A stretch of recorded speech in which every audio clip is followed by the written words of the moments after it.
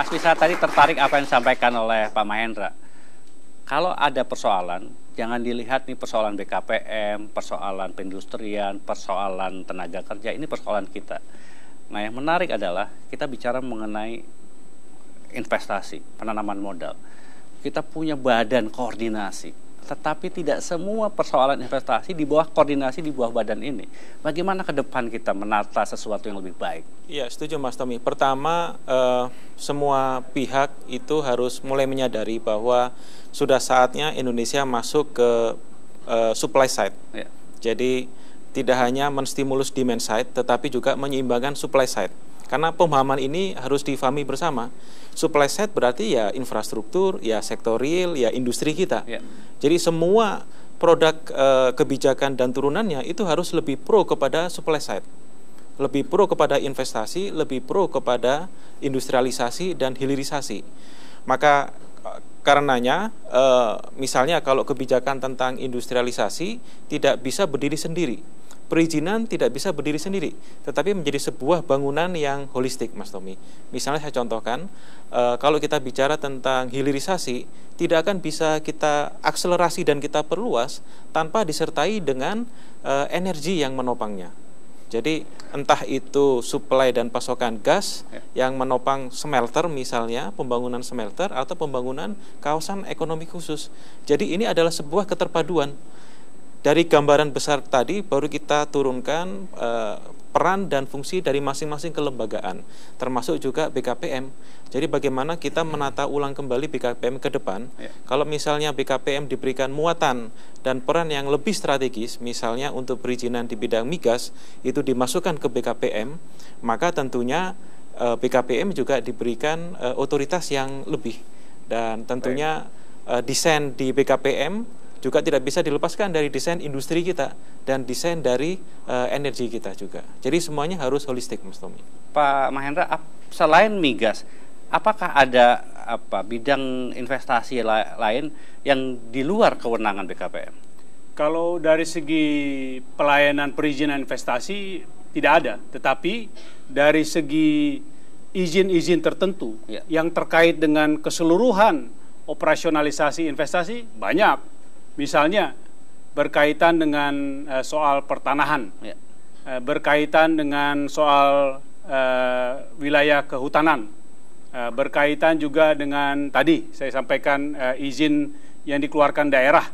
Nah, itu sebenarnya merupakan satu rangkaian dalam perizinan investasi, tetapi masih ada segmen-segmen yang masih dipegang, apakah itu izinnya atau walaupun izinnya sudah diserahkan kepada BKPM, tapi harus rekomendasi dari kementerian itu. Komunikasi yang selama ini bagaimana Pak Mahendra? Nah itu dia, jadi di satu pihak izinnya sudah didelegasikan ke kami, tapi untuk mengeluarkan izin harus rekomendasi kementerian lembaga itu. Nah mohon dilihat ya, jangan semata-mata ini adalah karena persoalan birokratisasi, jangan-jangan. Memang ada itu, saya tidak menisbikan persoalan itu, tetapi juga jangan lupa beberapa ataupun masing-masing kementerian lembaga ini punya undang-undang.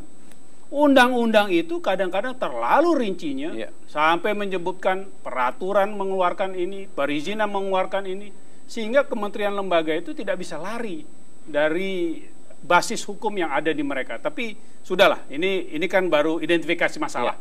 Nah, sekarang persoalannya menyelesaikan masalahnya, kita mau taruh di mana?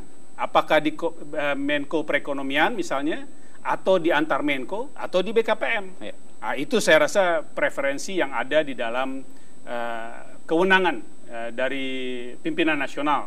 Silakan nanti ke depan mau di setel yang bagian mana, pilihan yang mana ya.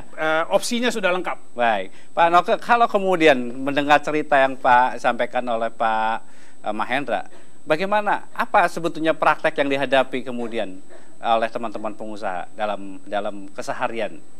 Ya, dalam keseharian ya kita harus mencari tahu di antara blue car ini. Ini terus terang aja seperti blue car, karena setiap departemen, setiap perizinan itu seperti blue car. Oleh karena itu, di setiap perusahaan yang cukup besar di Indonesia ini, itu ada yang namanya Government Relations Officer dan Manager. Tugas mereka ya bukannya dalam arti apa-apa, tapi khusus untuk menelisik satu persatu. Ini mesti kemana. Dan itu cukup banyak, Pak.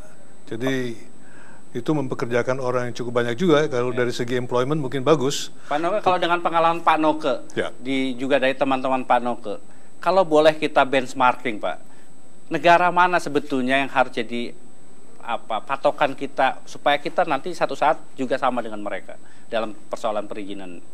Ya, kalau tadi Pak Mahendra menyebutkan atau Pak Tommy Malaysia nomor sekian itu, ya kita harus melihat bahwa di negara-negara tersebut ya kita nggak usah ke Singapura ya, tapi di pihak lain negara-negara tersebut juga jauh lebih kecil dan masalahnya lebih tidak serumit di kita. Di kita ini negara yang sangat besar dengan permasalahan yang banyak dan sedang menjalani transformasi. Saya kira itu turut menyumbangkan ke kerumitan itu. Tetapi sekarang sudah waktunya untuk melihat kembali ke situ. Dan seingat saya waktu zaman Pak Harto dulu, kalau terjadi kesulitan ekonomi, yang dilakukan adalah deregulasi. Melihat di mana kita bisa menyederhanakan, apa yang bisa kita lakukan secara regulatory maupun hal lain dari pemerintah untuk menstimulate ekonomi itu. Jadi seingat saya zaman Pak Harto dulu paling tidak 3 kali saya kira terjadi deregulasi. Nah, selama 10 tahun terakhir tidak satu kali pun kita melihat deregulasi. Yang ada adalah peraturan demi peraturan keluar dengan lancarnya, tetapi kadang-kadang bertabrakan satu dengan lain, kan begitu. Jadi belukarnya makin lama makin besar. Pak Mahendra, kalau kemudian kita berbicara perbaikan tadi, Pak Mahendra, kemana kita, negara mana yang pantas dijadikan pengimbang atau patokan supaya perbaikan kita ke depan? Kalau saya sih ya belajar dari yang terbaik saja. Bahwa Singapura lebih kecil, bahwa kadang-kadang kurang relevan untuk kita, ya dia salah satu dari 2 atau 3 terbaik dari segi daya saing. Ya kalau saya belajar dari Singapura. Dan memang kami, BKPM, sudah melakukan kerjasama dengan namanya Asia Competitiveness Institute yang ada di dalam Lee Kuan Yew Public School di Singapura, dan kemudian kita menukik kepada melengkapi apa yang dilakukan daerah tadi. Kalau daerah sudah memiliki pelayanan terpadu satu pintu sebagai unit yang baik, sekarang kita ingin petakan dan perbaiki daya saing daerah, bukan hanya unitnya, tapi keseluruhannya. Nah, itu kami kerjasamakan dengan ini, sehingga apakah dalam bentuk tugas perbantuan, ataupun pelatihan, ataupun memang pemetaan dari regulasi daerah yang bertentangan dengan iklim investasi, kita lakukan. Jadi kami tidak melihat mana yang kira-kira cocok dengan kita, ya sudah kita belajar dari yang terbaik aja. Menarik sekali, ini yang tentunya menjadi titik awal kita untuk berjalan ke depan. Nanti di segmen terakhir kita ingin minta pandangan para narasumber, apa praktek langsung yang harus dilakukan oleh pemerintah yang akan datang, tapi kita harus jeda terlebih dahulu. Jangan kemana-mana, Economic Challenge akan kembali yang setelah yang